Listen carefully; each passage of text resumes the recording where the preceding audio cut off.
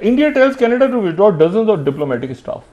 उन्होंने कहा है कि बहुत बड़ी तादाद में कनाडा के जो सफारतकार हैं वो इंडिया छोड़ दें। और कनाडा उन्होंने ये बोल दिया कि यार जो भारत के साथ जो हमारी कशीदगी चल रही है, तनाव चल रहा है, ये खिंचाव चल रहा है, ये हम प्राइवेट में बात करके भारत से इस मामले को सल्टाना चाहते हैं। 10 तारीख तक इंडिया छोड़ दें कोई 41 डिप्लोमेट्स, वरना हम 10 तारीख के बाद उनकी डिप्लोमेटिक इम्यूनिटी खत्म कर देंगे। और भारत ने कनाडा को दहशतगर्द मुल्क करार दे दिया कि दहशतगर्दों को पनाह देते हैं। FATF में डालने की बात करें, वीजे सस्पेंड किए कनाडा के 40 डिप्लोमेट्स को, कहा कि गेट आउट फ्रॉम इंडिया। इतनी बड़ी पावर कनाडा बोल नहीं रहा। और आप सारे के सारे लोग जो हैं वो इंडिया छोड़ दें, ये अपने मुल्क में इन कनाडा के सफारतकारों को निकाल रहे हैं। और ये हमेशा टिट फॉर टैट होता है कि कनाडा भी जवाब में निकालेगा। क्यों प्राइवेट में बात करना चाहते हैं? क्योंकि भारत ने 41 जो डिप्लोमेट्स हैं कनाडा के, उनको बोला है कि भाई साहब 10 अक्टूबर से पहले बोरिया बिस्तर लो और कटो यहां से, भागो खालिस्तान। तुम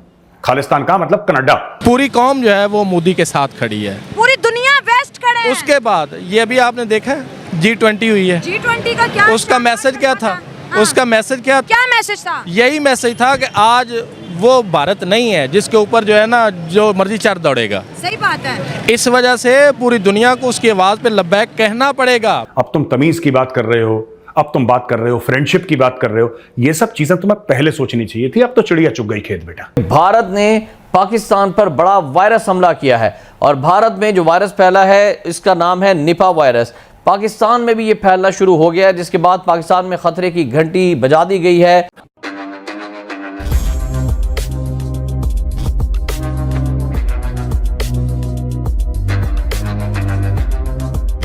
नमस्कार दोस्तों, कल आपने देखा होगा भारत का निर्णय, जिसमें भारत ने कनाडा के 41 एम्बेसडर को अपने देश से बाहर निकालने का फैसला लिया। इसके बाद से पूरी दुनिया भारत के इस फैसले से काफ़ी ज़्यादा हैरान थी।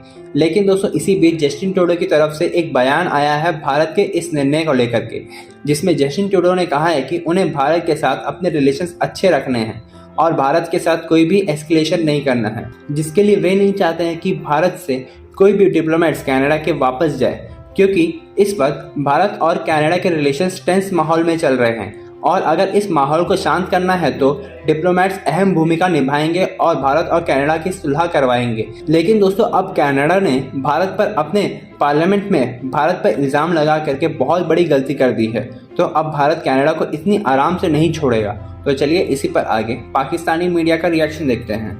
पहले तो मैं मेलिन जोली से ये कहूंगा कि मैडम यही सलाह आप भारत को न देके अपने माननीय प्रधानमंत्री श्री जस्टिन ट्रूडो जी को देते कि जब आपने भारत के ऊपर इतना संगीन इल्जाम लगाया और वो भी अपने पार्लियामेंट में खड़े होकर लगाया, तब आपने उनको ये नहीं बोला कि ये भारत से बात प्राइवेटली कर लो।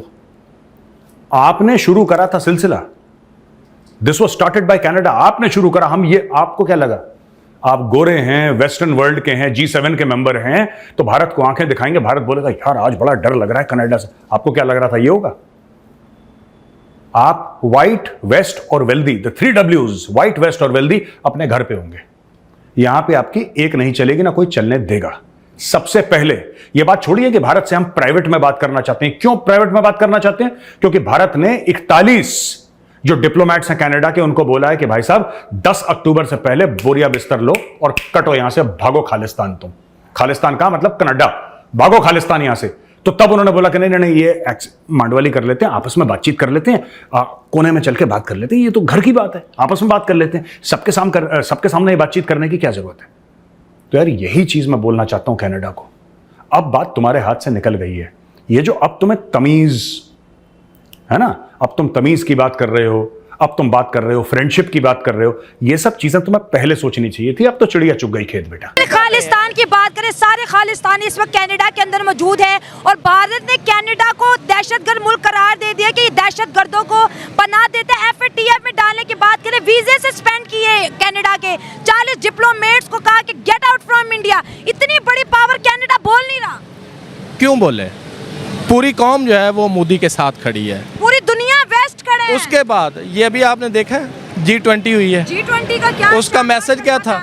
उसका मैसेज क्या मैसेज था? यही मैसेज था कि आज वो भारत नहीं है जिसके ऊपर जो है ना जो मर्जी चार दौड़ेगा। सही बात है। इस वजह से पूरी दुनिया को उसकी आवाज़ पे लब्बैक कहना पड़ेगा। पूरी दुनिया लब्बैक कह रही है। अच्छा, इस वजह से कनाडा जो है दुम दबा के बैठा है। कनाडा का तो उन्होंने सर रेत में दबो दिया है। बिल्कुल दबो दी है। हाँ। यही जिंदा कौमों की अलामत होती है अच्छा। कि जब वो आवाज़ बुलंद करती हैं, जब वो कशकोल तोड़ती हैं, मजबूत होती हैं, तो फिर दुनिया उनकी हमायत भी करती है और उनके हाँ में हाँ भी मिलाती है। हाँ। ठीक है, यही वजह है कि आज इंडिया जो है उसकी बात हर बंदा सुन रहा है। सुन रहे हैं। सही इसी बात तरह हम अपनी रियासत को देख लें। जी, अपनी बात कर लेते हैं। हाँ। यहाँ पे आप देखें कौन सी एक्सरसाइज हो रही है। अभी तक किसी को पता चल रहा है कि यहाँ पे मार्शल लॉ है या जमहूरियत है? नहीं, कंफ्यूज हैं टोटली। दूसरी बात यह है यहाँ पे कितने सूबे हैं? इंडिया के कितने सूबे हैं? 28 स्टेट्स हैं और यहाँ पे 4 सिर्फ। पाकिस्तान के कितने हैं? 4। और सिंधु देश का नारा कब लगा था? कब लगा था ये नहीं मुझे पता। पाकिस्तान खप्पे का कब लगा था? इसी तरह जो है वो हमारे जितने पंजाब के अलावा हर जगह बलूचिस्तान क्या कहता है? हाँ, आजाद क्या मुल्क करो। हाँ। ठीक है, ये जरदारी आ गए, वो क्या कहते हैं? उन्होंने तो आपका परचम उतार के फेंक दिया था ना। हाँ, गिलगित ने। ठीक है। हाँ। अब आज़ाद कश्मीर वाले क्या बात कर रहे हैं? हाँ। बताना पसंद करेंगे? आजाद कश्मीर भी जी बगावत की गिलगित वाले क्या कह रहे हैं? बगावत। ठीक है, इसी तरह बलोच तो पहले यही कह रहे हैं। बगावत। हाँ। वजह क्या है? हमने जो है वो कशकोल उठाया हुआ है। अच्छा। हमने जो है मेजोरिटी को मिनोरिटी में तब्दील करने की एक्सरसाइज हो रही है। यहाँ पे जो इंसानी बेसिक राइट्स हैं, फंडामेंटल राइट्स हैं, वो मफलूज हैं। अच्छा। क्या आपको पता है इमरान रियाज के साथ क्या हुआ था? हाँ जी। क्या आज तक अरशद शरीफ के कातलों का पता चला? नहीं चला। यहाँ तक उसकी बीवी के वारंट गिरफ्तारी निकले हुए थे। हाँ। ठीक, क्यों भाई मदई क्यों है? हाँ। फिर सियासतदानों की बात कर लो। यास्मीन राशिदा ने कौन सा जुर्म किया हुआ है? इमरान खान का कौन सा जुर्म है? उमर सरफराज चीमा का कौन सा जुर्म है? पाकिस्तान से मोहब्बत है। आज ये ह्यूमन राइट्स की बात करें तो लोग जो है वो इनको आईना दिखाते हैं। सही बात है, बिल्कुल हम बहुत ज्यादा हमारा फेल जो होते दिखाई दे रहे हैं। पूरी दुनिया के अंदर हमारी शनाख्त क्या है? भिखारी। बकारी। दूसरी हमारी शनाख्त क्या है? आइडिया है? दूसरी हमारी शनाख्त ये है कि यहाँ पे आए दिन जब भी कोई मसला आता है फ़ौरन जो है ना वो अपना दहशतगर्दी के धमाके हो जाते हैं। हाँ। और असल जो बर्निंग इशू है उनसे तुम्हारी तवज्जो डिवर्ट हो जाती है। यहाँ पे लोगों को बंद किया जाता है। जो भी आवाज़ आप बात कर रही हैं, ठीक है, अल्लाह करे आप इसी तरह बात करती रहें, अपने तरीके से जो है ना वो लोगों को शऊर देती रहें। एग्जैक्टली, अवेयरनेस है। बिल्कुल, हम तो अवेयरनेस फैला रहे हैं कि दुनिया कहाँ पर चलेगी, दुनिया की पॉलिटिक्स कितनी स्ट्रांग होगी, दुनिया इतने बड़े बड़े मुल्कों से पंगे जो ले रहे हैं उसको दबोच रही है, उसको कहते हैं पाँव के बल, जो घुटनों के बल गिरा रही है, लेकिन हम चुप हैं, हम नहीं बोलते। हम इस वजह से चुप हैं क्योंकि हमने पिछले 75 साल से लोगों को गुलाम ही बनाया हुआ है। गुलामों वाला हम उनके साथ सलूक करते हैं। अच्छा।